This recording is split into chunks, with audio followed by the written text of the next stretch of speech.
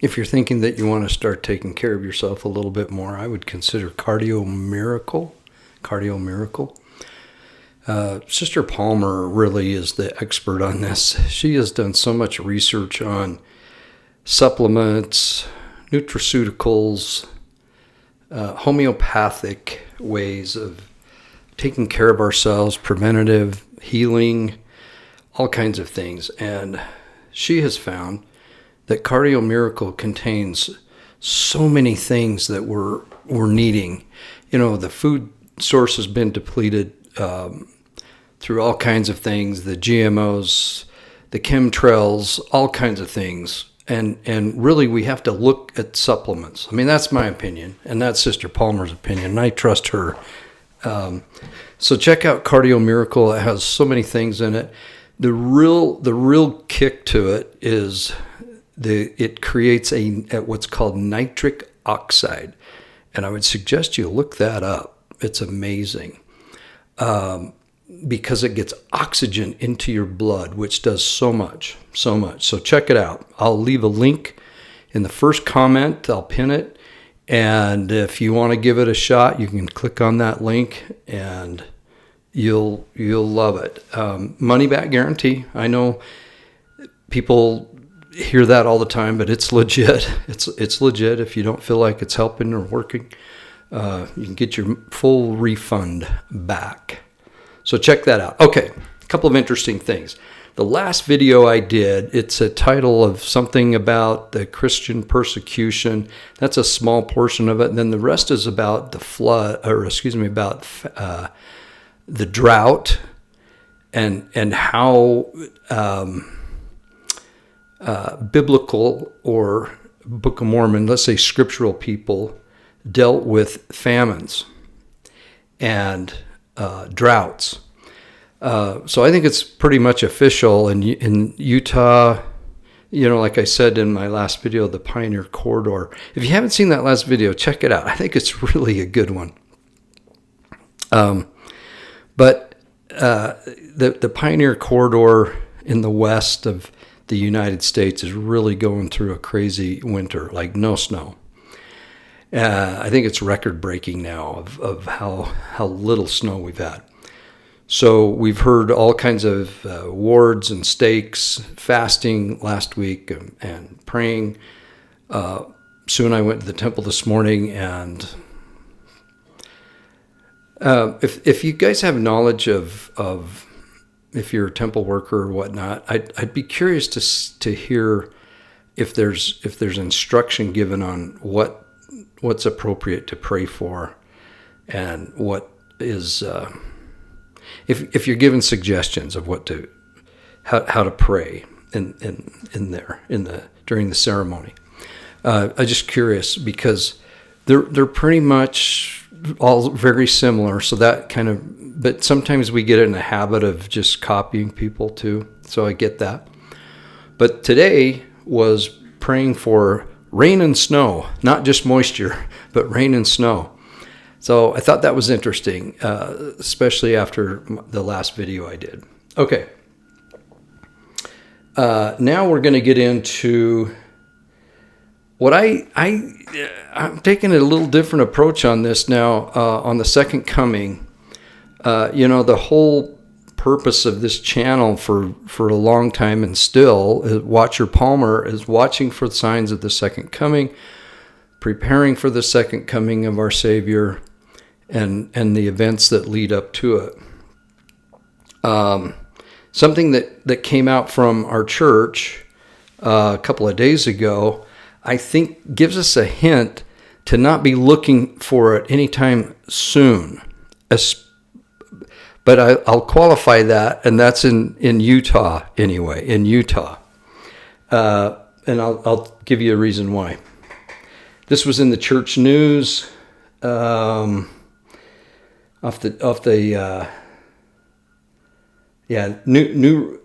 releases from church news, February 3rd, and this is out of Milan, Italy. The Church of Jesus Christ of Latter-day Saints announces support for the 2034 Utah Olympics and Paralympic Winter Games. And then this is how it's I'll get into the exact quote, but this is like the heading of the quote. With the world's attention turning to the upcoming Milano Cortina 2026 Olympic Winter Games, the Church of Jesus Christ of Latter-day Saints on Tuesday announced its support for the 2034 Utah Olympic and Paralympic Winter Games during a media event at the headquarters of the Milan Foreign Press Association. The commitment included financial contribution, venue support, land use, and thousands of volunteers as Salt Lake City prepares to welcome the world once again. The announcement came as global attention turns towards northern Italy ahead of the 2026 Milano Cortina Olympic Winter Games, which begins February 6th. Before I get into the exact quote from Bishop Sean Douglas, I think it's on Netflix, but it's a documentary on the 1980 hockey team that won the winter, that won in Lake Placid, was it? And beat Russia. I'm telling you, I remember working on a loading dock with the radio on, listening to the Russian game, not the gold medal game, but the Russian game. I'm telling you, watch it. There's a few F-bombs, but other than that, and me growing up in the trucking industry, that's just a filler word. I don't even notice it anymore. So I don't use it, but I'm just saying it doesn't really do much for me. It doesn't like make me freak out. It just is there. But anyway, great film. It's a documentary. They have many of the original team members, 1980 hockey team. And you got to remember that we were going up against professionals. When I say we, the United States, going up against professional hockey teams in other countries.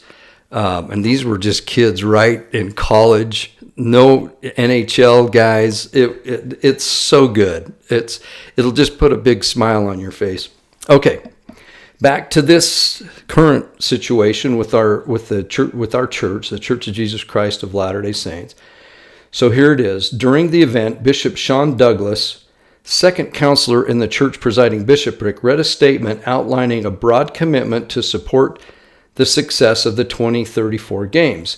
These include a significant financial donation, access to church-owned real estate known in Salt Lake City as Block 85 for the use as an official Olympic venue, and the use of additional land for parking adjacent to the proposed Olympic sites. Bishop Douglas also noted that members of the church will be encouraged to serve as volunteers, consistent with the church's long-standing emphasis on service, hospitality, and strengthening families. Okay, so what does this have to do with the second coming? Well, many of us, I'll say, because I'm going to include myself, felt like 2030 was really number-wise. There's a lot of significance to that. And with the Salt Lake Temple being completed by then, just a lot of things felt like 2030. But if the church is investing lots of money, which they'll do probably starting right away. I think, let's see, there was something in the article. I don't think they can really start branding the Olympics until I think it's 2026 that they can start doing stuff. I can't remember now. But anyway, if they're sinking money and commitment, they're not thinking of Jesus coming in 2030. And so if that's the case, I'm good with that. I'm going to be looking at Israel and Jerusalem specifically for signs of the time there. War, temple being built, 2 prophets slain in the streets, that kind of thing. That's what I'm going to be looking for. because nothing, I don't think, in the United States is going to happen up until 2034, unless Christ's second coming. And I'm not trying to make fun or be light on this, but if he's part of the closing ceremonies of the 2034 Olympics, then maybe, right? Maybe, and that would be pretty exciting. I'm looking for this coming of Jesus sooner than that. So I'm probably off of what our prophets, seers, and revelators are telling. So I would focus on them and not me, because I'm I like the phrase "I'm a nobody," and I think that fits me very well. So I just thought it was interesting that they're all in for 2034. Okay, now let's get into something that's was just on my mind a little bit, and I just want to see if I can find it here. We sometimes our minds wander, and I wanted to talk about this. Okay, so we have 15, 16 grandkids, 16 now grandkids, and some are teenagers on down to just a couple of month-old baby. And the teenager is really interesting. I should have done that, dang it. But there's this whole vocabulary of it's just fun to get together and hear teenagers talk and the words that are like, what does that mean? What are you saying? And I remember my parents saying that to me, like, what are you talking about? So I just thought I'm going to go back and kind of pull up some of the old words. And if in the comment section, if you can think of some of the old phrases, some of the words, particularly in the 60s and 70s, because that's the era that I grew up in. And it's also very unique time of kind of the hippie kind of language, right? So we're going to jump right into that, kind of the cultural counterculture and the hippie language. So we have groovy. Remember, groovy. We had Simon and Garfunkel, looking for fun and feeling groovy, da da da da da da, feeling groovy. And I think that came from like having a record, an album, and the needle, and it went into the grooves. And I think that's where it came from, but I don't know that. If you know anything or have other thoughts, please in the comments. The other one was far out. That means like amazing or awesome or mind-blowing. Far out, man. Far out, man. John Denver loved that one. Far out. The other one, right on. Right on, brother. Right on. I still use that one, and I think that happens. And then the other one, out of sight. Out of sight. And that's just like fantastic or unbelievable. And then I really dig it. I dig it. I dig it. And that means that you either appreciate it or you understand what they're saying. I dig it. I dig it. Or this one was made famous in the Back to the Future. The first one is like heavy. That's heavy, man. And that's like deep or serious or, that's heavy. Keep on trucking. Keep moving, keep going, stay positive. I love that one. Keep on trucking. Remember the CB radio was a big thing. CB McCall convoy. Okay, keep on trucking. Okay. And then the other one, peace. Peace, man. Peace. And, you could do this. And you had the peace sign. That was like saying goodbye or kind of a goodwill gesture. Peace. Peace. Make love, not war. Vietnam, anti-war, make love, not war. And sock it to me. Suck it to me, baby. Remember Laugh-In, sock it to me. Laugh-In, in fact, had all these words in it, if you remember. Is it Roland and Martin's Laugh-In, I think it was? Okay. Okay, now kind of the youth slang at the time, the man, that's like the government, and you hear me say that all the time. I'm going to stick it to the man. I talked about that when I thought I'm going to get cremated instead of spending more money on the traditional, because I want to stick it to the man, right? Okay. Now this one's kind of bad, but it was there. It was a pig, and that was a cop or a police officer, a derogatory term. Freak out, panic attack, panic, freak out. And there were songs, freak out. I like this one. Oh, bummer dude or bummer man. That was kind of a California, West Coast. If you did like bummer man, but just bummer is just like like you're disappointed, you're bummed. So there were bummers, bummed, bummer dude. Okay. Drag. This is a drag. That was all through, like if you had, what would it be? Like a fictional fantasy high school English class you had to take to get enough credits to pass. I wonder who that was. You went, this is a drag, man. This is a drag. A lot of things ended with man, as I recall.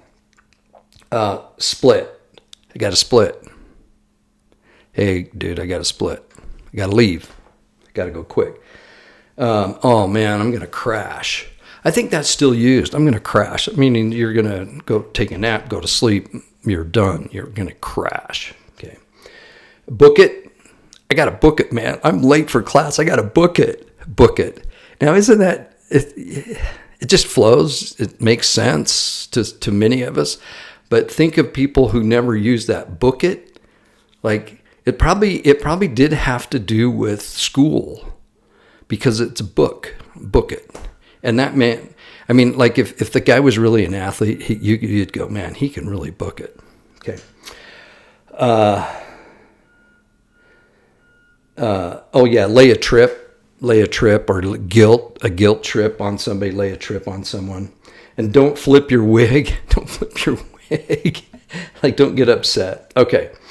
And then this is kind of more of the music kind of era of the 60s and 70s. Like that's hip, that's square, meaning if you're square, you're like from the, you're 40 or above kind of thing. You're square, old fashioned, uncool. The cat.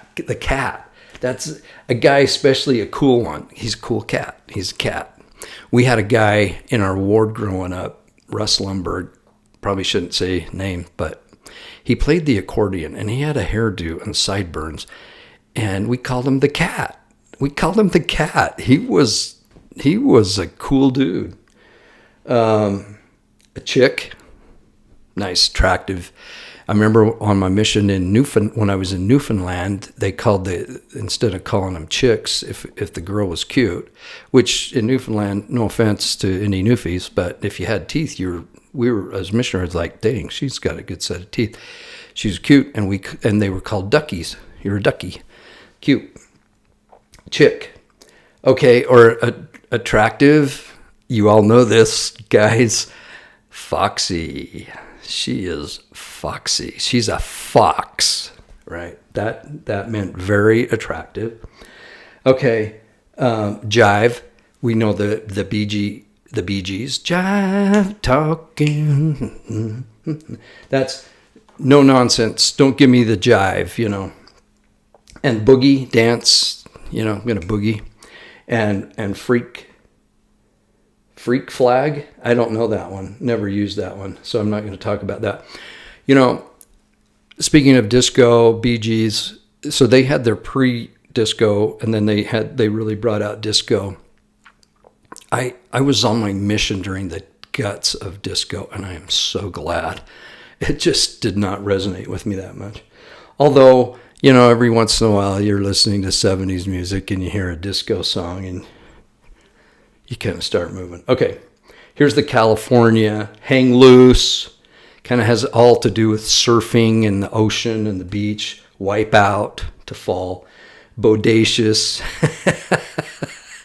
And now we're thinking of, what's that actor's name? Bill and Ted, those guys. Okay. Bodacious, that's like bold or you're impressive. Bodacious, dude. Gnarly, it could be just intense, and it could be good or bad. And gnarly, dude, gnarly. Okay, and kind of the black culture, we'd have right on, dig, bad meaning good. That's bad. That meant good, right? And soul brother or soul sister, like a dear friend, like a soulmate, soul sister, soul brother. And we had Sly and the Family Stone. We had just so much good music out of that, using all that kind of stuff. Yeah. Okay. Now these are just kind of phrases from the 70s. What's your bag? Let it all hang out. Like that meant like be yourself. Let it all hang out. Remember that? Catch you on the flip side. Now that again, I think is on a record. You will catch you on the other side, the flip side. So we'll be playing on this side, and then we're going to flip that record over and catch you on the flip side. I use that one a lot. Uptight, that meant you're stressed or rigid. Funky, feeling funky, or like, you're feeling off a little bit. And then that's mind-blowing. That's mind-blowing. We still all use that. Okay. Now we're going to get into some LDS things that phrases, words that we might not use much anymore. But this is kind of the missionary church culture, right? So a golden contact. They're golden. I imagine missionaries still use that. They're golden. I love that. And then we had stake missionaries. We don't have those anymore, really. Ward teaching, that's gone. The discussions. That's my era, the discussions. Flip charting. We had the flip charts. My companion, I told you the story of my companion and I getting into a home.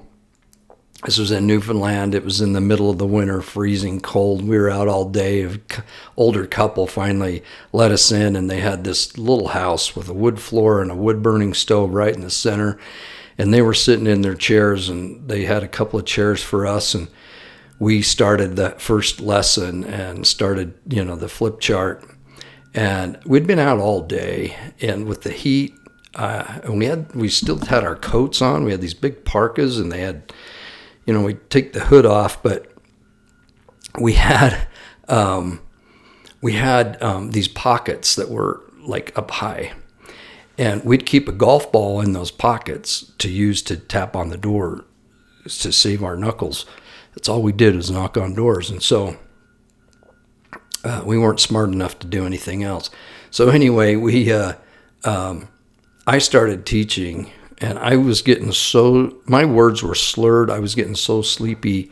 So I turned the flip chart over to my companion, and he started, he's going, and the flip chart's going, and we have these lessons, especially the first lesson, just going. Well, next thing I know, I hear a golf ball hit the floor. I was sound asleep, and this golf ball hitting the floor woke me up. And I can't remember if it was me, my golf ball, or my companion's, but he was sound asleep, slumped over, and still, the flip chart. And I wake up, I look at this couple, and they're just staring at us. We'd both been sound asleep, and I think it was my companion's golf ball that fell out when he kind of slumped over anyway. Okay, flip chart. Going tracting. That was a big one, tracting. In our mission, we called it dooring. And we were very, like, hey, it's not tracting, it's dooring, okay? The mission field, and we had beehives, maids, and laurels. I don't think we have that anymore. Priesthood line of authority card. I have that right from my dad, and I've given it to my sons. It's kind of cool. And then, let's see, what else? Every member a missionary. Lengthen your stride. That's, I think, President Kimball. Lengthen your stride. Do your genealogy. Yeah. Food storage for a year. We don't hear that anymore. The church house, and not the meeting house, but the church house. The church house. FHE, family home evening manuals. The FHE manual family. Yeah, the Ensign says, referencing the newly launched Ensign magazine, which was in 1971. I think before that, wasn't it the New Era or the Improvement Era? The Improvement Era, I can't remember. The Lamanite program or the Indian Placement program. Man, that's a throwback. We actually had my Indian brother, I called him, we had him for several years come into our home, Keith Crocker. God rest his soul. He was great. He was Apache. Most were Navajo, but he was from the White River Indian Reservation in Arizona. And we actually ended up going on missions at the same time. We got separated a little later on in high school. I think he was in California for that time. But anyway, we end up at the mission, the Salt Lake Mission Home, I think they called it. And sorry about this nice light streak in here, but it's sorry. Anyway, we see each other at the Salt Lake Mission Home, and I think he went to North or South Dakota to the res. So good for him. Yeah, and then the Relief Society Bazaar, the fundraiser. Remember those resin grapes? I was doing work in San Francisco years ago, but Mill Valley kind of felt like just an old hippie town. And I went to this little shop to get something to eat. I'd heard it was really good. And I was going to get it to go over to Muir Woods and hang out for a while I was in between some meetings. And I saw these resin grapes, grape clusters out of this purple, and I remember my mom made those and Relief Society. It was so cool to see all that stuff. Yeah. Okay. Super Saturdays, road shows, firesides, M Men and Gleaners. M Men and Gleaners. What's M Men and Gleaners? Mutual Improvement Association, MIA. Missing in action. We had to get rid of that because of Vietnam, missing in action. So the MIA got canned after that. Stand in holy places, and then Moroni's marching band. That was kind of a joking reference to the missionary culture. I didn't hear that too much. Now we have our slang words like fetch or freak instead of the other F word. Oh my heck. Flip. And that was made famous in one of the Mormon LDS, flip, man, flip. And the mission president, remember that? I can't remember the show, but it was pretty funny. Holy cow, gosh dang, or darn it. All those are just other ways of cussing, I guess. The word potluck, yeah, that's not a cuss, but it could have been. Oh, and the Scoutmaster's Minute, I remember that, a staple of every meeting. Okay. So I think that's it for that. I thought it was kind of fun just to go back in time a little bit and see some of those 60s and 70s, and then kind of the LDS culture that we older folks grew up with, and kind of reminiscing back on those days of a simpler time, right? So, okay, I think we are going to wrap this up. I hope you check out my last video. I really, it's funny how, I'll do a video and I'll think, dang, that's a good one. And it'll hard to get any views.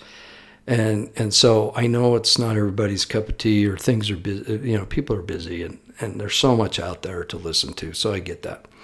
But I think looking at the idea of, whether we fast or pray for relief to get water from a drought, whether it's a curse from God and that it's needed, and whether repentance is involved. I mean, this covers all kinds of things, this video. So give it a shot.